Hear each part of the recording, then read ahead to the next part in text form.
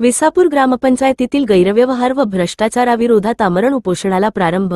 येवला दिनांक ऑक्टोबर 16. विसापूर ग्रामपंचायतीतील अतिक्रमण, भ्रष्टाचार आणि विविध बेकायदेशीर बाबींविरोधात न्याय मिळावा या मागणीसाठी श्री सर्जेराव सखाराम भड यांनी पंचायत समिती येवला कार्यालयासमोर लोकशाही मार्गाने आमरण उपोषण सुरू केले असून आज उपोषणाचा दुसरा दिवस आहे. उपोषणकर्त्यांनी यापूर्वी ग्रामपंचायतीतील गैरव्यवहारांबाबत वारंवार लेखी तक्रारी, अर्ज आणि माहिती अधिकारातून मिळवलेल्या पुराव्यांसह सादर केले होते. मात्र प्रशासनाकडून कोणतीही ठोस कार्यवाही न झाल्याने अखेर त्यांनी लोकशाही मार्गाने आमरण उपोषणाचा निर्णय घेतला आहे. श्री भड यांनी आपल्या निवेदनात नमूद केले आहे की ग्रामपंचायत विसापूर येथे मोठ्या प्रमाणात अतिक्रमण झाले असून त्यास सरपंच व सदस्यांचे पाठबळ आहे. तसेच शासन निधीचा अपहार, बेकायदेशीर फेरफार, आदिवासी स्मशानभूमीच्या नोंदीत बदल तसेच विकासकामांतील अनियमितता यासारखे गंभीर प्रकार झाले असल्याचे त्यांनी आपल्या निवेदनात म्हटले आहे. तक्रारीवर अद्याप कोणतीही चौकशी न झाल्याने आणि प्रशासनाकडून उडवाउडवीची उत्तरे मिळाल्याने अखेर ते नाईलाजास्त उपोषणाच्या मार्गावर उतरले आहेत. जोपर्यंत सर्व तक्रारींवर सखोल चौकशी होऊन दोषींवर कारवाई होत नाही आणि लेखी अहवाल दिला जात नाही, तोपर्यंत हे आमरण उपोषण सुरू राहील, असे श्री सर्जेराव भड यांनी स्पष्ट केले आहे.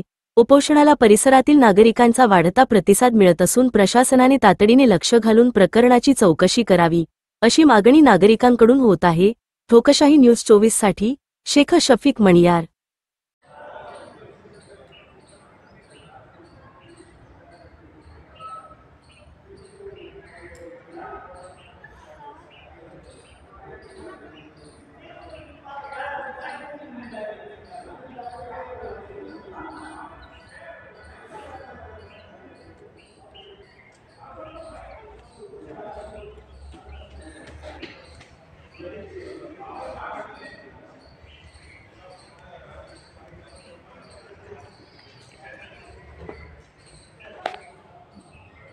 मी सर्जेराव सखाराम भड ग्रामपंचायत विसापूर इथला रहिवासी असून आमच्या विसापूर ग्रामपंचायतीमध्ये मोठ्या प्रमाणात अतिक्रमण झालेलं आहे.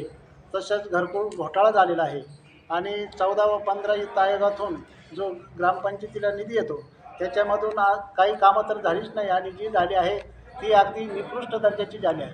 या विषयावर मी साधारण 3 महिन्यापासून आपले पंचायत समितीचे BDO साहेब यांच्याकडे पत्र व्यवहार केलेला आहे. शिवसाहेबांबरोबर पत्रव्यवहार केलेला आहे. तसेच जिल्हा अधिकारी साहेब यांच्याबरोबर पत्रव्यवहार केलेला आहे. परंतु मला आत्तापर्यंत कोणत्याही बाबीवर ठोस असं उत्तर मिळालेलं नाही.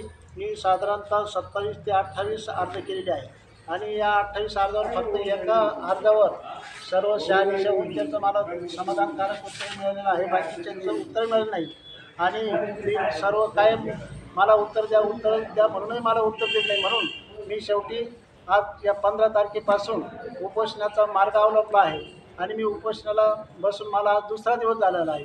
तरी माझ्या या उपोषणाची योग्य ती चौकशी अजून कोणत्याही अधिकाऱ्याने केली नाही किंवा राजकीय पक्षाच्या कोणत्याही नेत्यांनी पण केली नाही. तरी माझी अशी सर्वांना विनंती आहे, वार्ताहर बंधूंनी येऊन प्रत्येक जवळजवळ 4-5 न्यूजला बातमी व्हायरल केलेली आहे, जाहीर केलेली आहे, काही इंस्टाग्रामला टाकलेले आहे. वार्ताहर मंडळींनी मला चांगल्या प्रकारचे सहकार्य केले. परंतु ही प्रशासकीय अधिकारी कोणत्याही प्रकारचं उत्तर देत नाही आणि माझं नुसत्या उत्तरांना किंवा लेखी उत्तरांना माझं समाधान होणार नाही. मला आता ठोस याच्यावर कारवाई हवी आहे. जोपर्यंत मला हे अगदी ठोस कारवाई करीत नाही तोपर्यंत मी माझं उपोषण सोडणार नाही. आज मला दुसरा दिवस आहे. मी आता आणखीन 1-2 दिवसामध्ये अन्नत्याग उपोषण करणार आहे आणि जोपर्यंत मी प्रशासकीय अधिकारी या ज्यांनी घोटाळा केला त्यांच्यावर व्यवस्थित कारवाई करीत नाही, त्यांच्यावर जोपर्यंत काही कारवाई होत नाही, फेऱ्या दंडात्मक कारवाई होत नाही, तोपर्यंत मी माझे उपोषण सोडणार नाही.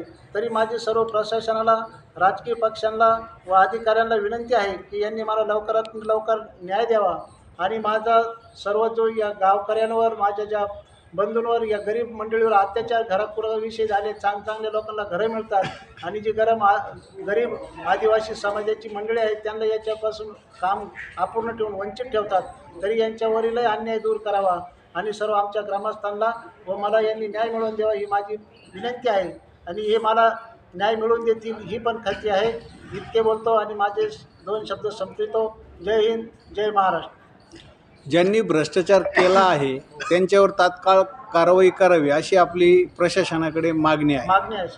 कालपासून आपलं आमरण उपोषण हे चालू झालेलं आहे. तर ह्या आमरण उपोषणासाठी प्रशासनाचं कोणी आपल्याकडे आले होते काय? नाही, कोणी काल सकाळीच जे चौकशी समितीचे व्हिडिओ होते ते आले होते म्हणे आम्ही परत दुसरी चौकशी समिती स्थापन करतो आणि तुम्हाला अहवाल करतो. पण म्हणलं आता तुम्ही पहिली चौकशी समिती 3 महिन्यापासून स्थापन करायची ठरवली, ती 1 महिन्या जवळजवळ 1.5 महिन्यानंतर स्थापन केली, 2 महिने 3 महिन्यानंतर आमच्या गावात आले आणि अहवाल द्यायला तुम्ही साधारण 1 महिना लावला. तर माझा आता तुमच्यावर भरोसा राहिलेला नाही. तुम्ही मला आता लेखी उत्तर काही देऊ नका, मला कारवाई करून मला त्याचं उत्तर द्या.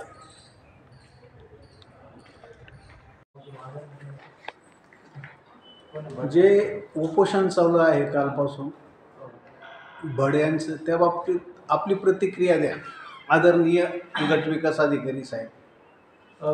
कालपासून बड हे पंचायत समितीसमोर उपोषणासाठी बसलेले आहेत. त्यांचे जे काही मुद्दे आहेत त्याच्यामध्ये सरपंच हे 2 पदावर कार्यरत असल्यासोबत त्यांचा एक आक्षेप होता. त्या संदर्भात आपण कारवाई केलेली आहे आणि अशा सेविका या पदाचा सरपंचांनी राजीनामा दिलेला आहे आणि त्यामध्ये आपण सरपंच पदाच्या कार्यकाळात त्यांना आशा स्वयंसेविका म्हणून जे मानधन प्राप्त झालेलं आहे त्याचं वसुलीचं आपण त्यांना पत्र दिलेलं आहे. आजच ते पत्र आपण निर्गत केलेलं आहे. दुसरी गोष्ट त्यांची जी मागणी होती की विसापूर ग्रामपंचायतमध्ये अंतर्गत जे अतिक्रमण झालेलं आहे ते अतिक्रमण काढण्यासंदर्भात सुद्धा त्यांचा विषय आहे. तर त्याच्या अनुषंगाने आपण ग्रामपंचायतीला अतिक्रमण काढण्यासंदर्भात 3 नोटिसा दिलेल्या आहेत. आता ग्रामपंचायतीचे सरपंच आणि ग्रामपंचायत अधिकारी यांनी जर 2 दिवसात आपल्याला योग्य तो खुलासा जर सादर केला नाही तर सरपंच आणि ग्रामपंचायत अधिकारी यांच्यावर आपण ग्रामसेवकावर शिस्तभंगाची कारवाई आणि सरपंचावर 39(1) अंतर्गत अपात्रतेची कारवाई आपण त्या ठिकाणी प्रस्तावित करण्यात आहोत. त्यासोबतच त्यांचे घरकुल आणि इतर सुद्धा काही मुद्दे आहेत आणि या विषयाच्या अनुषंगाने आपण त्या ठिकाणी चौकशी समितीची सुद्धा नेमणूक केलेली आहे आणि चौकशी समितीला आपण एक पुढच्या 7 दिवसामध्ये, आता दिवाळी असल्यामुळे 15 दिवसाची मुदत आपण त्यांना दिलेली आहे. 15 दिवसात चौकशी करून अहवाल सादर करण्याचे निर्देश दिलेले आहेत.